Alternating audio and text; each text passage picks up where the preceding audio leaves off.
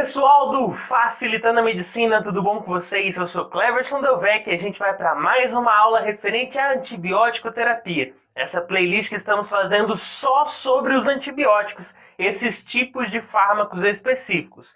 Então, se eu te ajudar de alguma forma e você quiser receber mais conteúdos, mais videoaulas e participar da nossa comunidade aqui no YouTube, se inscreve no canal e deixa o seu joinha. O se inscrever é aquele botãozinho vermelho que você vê embaixo aí do vídeo. Só clicar nele que você já participa aqui da nossa comunidade no YouTube e recebe mais vídeos. E vamos ao que interessa. Hoje vamos falar de mais um antibiótico, que seria os glicopeptídeos. Pois é, já indo a fundo no nosso assunto, o que a gente pode falar sobre eles? Primeiro, eles possuem uma atividade muito boa contra os gram-positivos. Os gram-positivos, principalmente aqueles resistentes. E a gente pegando a estrutura, olha a estrutura do danado aí, é grande realmente, é uma estrutura complexa. A gente vê que é composto por vários heterocíclicos, né? Vários anéis heterocíclicos. Vemos também que existe açúcares, aminoácidos, enfim, é uma estrutura complexa, não é simples. E isso confere a ela algo positivo. Em que sentido? Por ela ser complexa, a grande maioria, ou quase a totalidade das beta-lactamases não consegue atuar sobre ele. Aí você pergunta, calma aí, o que é beta-lactamase? Beta-lactamase é simples, é uma substância produzida pelas bactérias que é capaz de degradar os antibióticos. Só que aqui nos glicopeptídeos isso não acontece. Por quê? Nem sempre, né? Mas pode acontecer sim. Mas o que acontece é que ele é resistente devido a essa complexidade de sua estrutura. Então, ele é resistente em quase tudo, quase todas as beta-lactamases, mas não são todas. É bom especificar isso. Outro ponto é que não existe uma administração oral desses glicopeptídeos. Por quê? Porque eles não são bem absorvidos pelo meio entérico, pelo meio gastrointestinal. Então, via oral, está fora. E quais são os representantes? Quais são os fármacos representantes dos glicopeptídeos? A gente pode citar a vancomicina, podemos citar a telavancina, oritovancina, enfim, é uma gama de alguns fármacos que são utilizados. E a vancomicina presente até no Brasil, é o mais utilizado desses glicopeptídeos. E como já citei para você antes, esse glicopeptídeo ele é usado principalmente contra as bactérias gram-positivas e também alguns anaeróbios. Agora, eu não utilizo, ele não tem uma boa ação contra bacilos gram-negativos. Contra bacilos gram-negativos e também contra bacterióides, também a leptospira. Enfim, esses ele não vai ter boa ação. Quando você fala de glicopeptídeo, lembre-se, gram-positiva, beleza? Então a gente já viu algumas características importantes aí, iniciais sobre esses glicopeptídeos. Agora, eu quero falar para você o principal. O que é o principal de um fármaco? É a sua forma de ação. Como que ele vai conseguir ali destruir uma bactéria? É agora que a gente vai entender isso. E é fácil. Quando você lembra de glicopeptídeo, eu quero que você lembre de parede celular bacteriana. Beleza? Então, quando a gente fala de glicopeptídeo, como a vancomicina, ela vai atuar sobre a parede bacteriana, a parede celular bacteriana. E indo mais a fundo para aprender sobre isso, a gente tem que saber que nessa parede celular bacteriana nós vamos encontrar uma estrutura chamada de peptídeo glicano.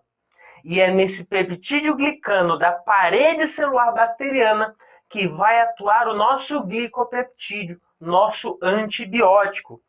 E mais específico ainda, ele vai atuar nesse peptídeo glicano na sua síntese, no momento da síntese desse peptídeo glicano. Então, os nossos glicopeptídeos, esses antibióticos, eles vão atrapalhar a síntese do nosso peptídeo glicano, ou melhor, do nosso não, da bactéria, o peptídeo glicano da bactéria. Então, para a gente ir passo a passo, vamos diferenciar os peptidoglicanos encontrados nas bactérias gram-positivas e gram-negativas. Olha na imagem. Porque a gente sabendo, tendo uma noção do que é esse peptidoglicano, a gente vai entender melhor. Olha a diferença. Aqui nós temos uma bactéria gram-positiva e gram-negativa. A diferença é bem grande. Tá vendo esses quadradinhos em cima aí na imagem? Esses quadradinhos são os peptidoglicanos, né, da parede bacteriana.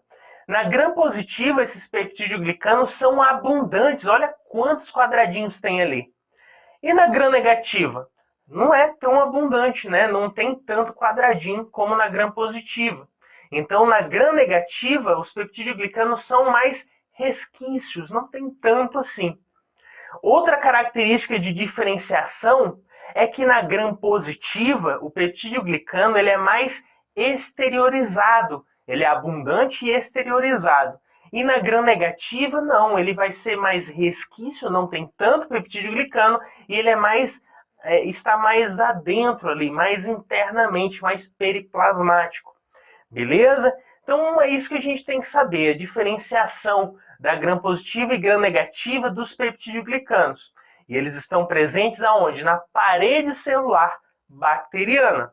Tranquilo? Agora, a gente falou que os nossos glicopeptídeos vão atuar sobre quem? Sobre a parede celular bacteriana. Especificamente em que lugar dessa parede celular bacteriana? Sobre o peptidoglicano. Agora, ele vai atuar sobre esse peptidoglicano no momento da síntese dele. No momento que ele está sendo formado, que o nosso antibiótico vai atrapalhar essa síntese. Então a gente tem que saber como que ocorre essa formação, essa síntese do peptidoglicano. E é fácil, são 3 fases que eu quero que você anote aí. Olha no quadro que você vai entender. Primeira fase, a gente pode citar que o peptidoglicano ele é sintetizado em 3 fases. A primeira seria a síntese dos precursores. A segunda fase seria a polimerização. E a terceira fase seria a transpeptidação. E essa transpeptidação ela ocorre por meio de ação de uma enzima chamada de transpeptidase ou PBP. Beleza? Então guarda aí. Primeira fase, síntese dos precursores. Segunda fase, polimerização. Terceira fase é realizada por meio da enzima transpeptidase, que é a transpeptidação. Então a gente já entendeu as fases. Agora eu quero ressaltar para você em que momento dessa síntese que o nosso antibiótico irá atuar, os glicopeptídeos. Eles irão atuar na terceira fase, que é no momento onde ocorre a transpeptidação, a ação dessa enzima. O que vai acontecer é que esse nosso glicopeptídeo, esse antibiótico, ele vai se ligar à estrutura do peptidoglicano, evitando que a enzima, essa PBP, essa transpeptidase, realize a sua ação. E assim eu não consigo terminar a síntese do peptidoglicano. Deu para entender mais ou menos? Com imagem eu acho que agora você entende. Olha na imagem. O que eu falei para você? São 3 fases da síntese do peptidoglicano. A primeira fase, qual é? A síntese dos precursores, que seria na imagem a formação dessas bolinhas que a gente vê. A segunda fase é a polimerização, que seria esses quadradinhos acima em verde. Beleza? E a terceira fase seria a transpeptidação, que vai ser realizada por meio de uma enzima, a transpeptidase, que a gente vê ela em cinza, meio amarronzado. Não sou muito bom de cor, mas você vê ela na imagem aí, separada do complexo do peptidoglicano. E o que essa enzima vai fazer? Ela vai chegar ali na estrutura, olha essa outra imagem, ela vai chegar, vai se ligar ali e vai fazer com que as cadeias laterais dos precursores que foram formados, elas se liguem. E assim termine a síntese do peptídeo glicano. Ele vai ser sintetizado, fica prontinho ali nessa bactéria. Beleza? É assim que acontece. Primeira síntese dos precursores, polimerização e a transpeptidação. Agora a gente tem que entender como que atua o nosso fármaco, o nosso antibiótico, o glicopeptídeo. O que vai acontecer? O glicopeptídeo ele vai se ligar no local onde a enzima PBP, ou transpeptidase, iria se ligar no nosso peptídeo glicano. Olha aí, ele vai ingressando ali, e nessa outra imagem a gente vê que ele se liga. Ele se ligou, fixou ali. Ele atua como uma forma competitiva com a enzima. Por quê? Porque olha essa outra imagem, a enzima vai tentar se ligar a esse complexo e não vai conseguir. E por quê? Porque o nosso fármaco, o nosso antibiótico está ali atrapalhando, que é esse azul que você vê na imagem. Então, a enzima vai tentar atuar e não consegue, porque o antibiótico está ali. Entendeu? Ele vai se ligar a esse complexo e impede a ação da enzima. E aí é assim que atua, esse é o mecanismo de ação dos glicopeptídeos.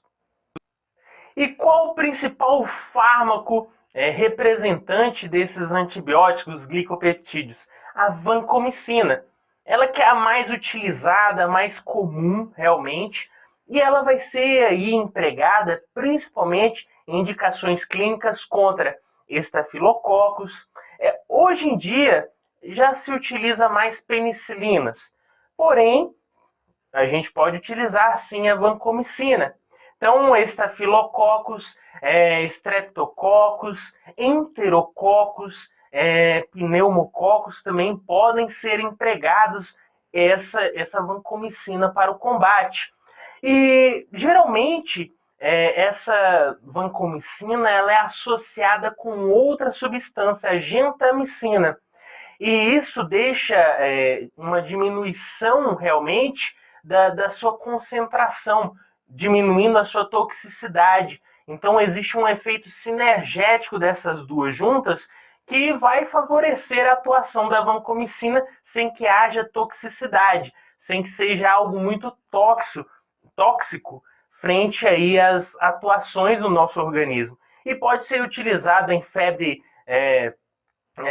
em febres reumatoides, em casos aí de endocardites, reações principalmente de infecções aos nossos gram-positivos, como os estafilococos áureos e os outros que já citamos. E quanto aos efeitos adversos, a gente pode citar aqui que existe dor no local da aplicação. A gente falou que não tem a via oral, porque não tem boa absorção no trato gastrointestinal, mas a via parenteral está aí para ser utilizada. E a gente usa por meio do intramuscular, e aí vem a dor. Quando é intravenoso, pode ocorrer flebites, e também pode ocorrer a síndrome do homem vermelho. O que é isso? Síndrome do homem vermelho, ele vai se pintar de vermelho? Não. O que vai acontecer é que existe uma reação de histamina e a pessoa fica com a pele toda avermelhada. E isso ocorre um efeito adverso a essa vancomicina. Outro efeito também que pode acontecer seria a nefrotoxicidade e também alterações hematológicas. Aí pode ter leucopenia, neutropenia, plaquetopenia. Seriam alterações, efeitos adversos desse nosso antibiótico. Então, pessoal, com isso fizemos mais um resuminho. Se te ajudei, deixe seu joinha e se inscreve no canal. Valeu!